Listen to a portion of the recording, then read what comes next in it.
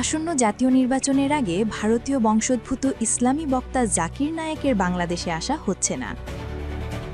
আগামী ২৮ ও ২৯ নভেম্বর দুদিনের জন্য ঢাকায় আসার কথা ছিল তার। আপাতত তাকে ঢাকায় আসার অনুমতি না দেওয়ার সিদ্ধান্ত নিয়েছে স্বরাষ্ট্র মন্ত্রণালয়। গতকাল মঙ্গলবার ৪ নভেম্বর সচিবালয়ে স্বরাষ্ট্র মন্ত্রণালয়ের সভাকক্ষে আইন শৃঙ্খলা সংক্রান্ত কোর কমিটির সভায় এ সিদ্ধান্ত নেওয়া হয়।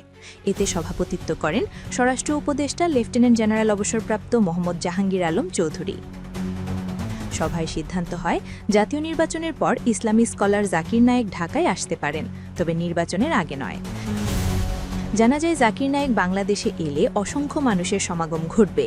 এর ফলে প্রচুর আইন শৃঙ্খলা বাহিনীর সদস্যের প্রয়োজন হবে। তবে সামনে নির্বাচন, এই মুহূর্তে এত সদস্য মোতায়েন সম্ভব নয়। আইন শৃঙ্খলা সংক্রান্ত কোর কমিটির সভায় অন্যান্যদের মধ্যে গণপূর্ত উপদেষ্টা আদিলুর রহমান খান, প্রধান উপদেষ্টার আন্তর্জাতিক বিষয় সংক্রান্ত বিশেষ দূত লুৎফে সিদ্দিকী, প্রধান উপদেষ্টার বিশেষ সহকারী লেফটেন্যান্ট জেনারেল অবসরপ্রাপ্ত আব্দুল হাফিজ, পুলিশের মহাপরিদর্শক বাহারুল আলম সহ বিভিন্ন সংস্থার ঊর্ধ্বতন কর্মকর্তা।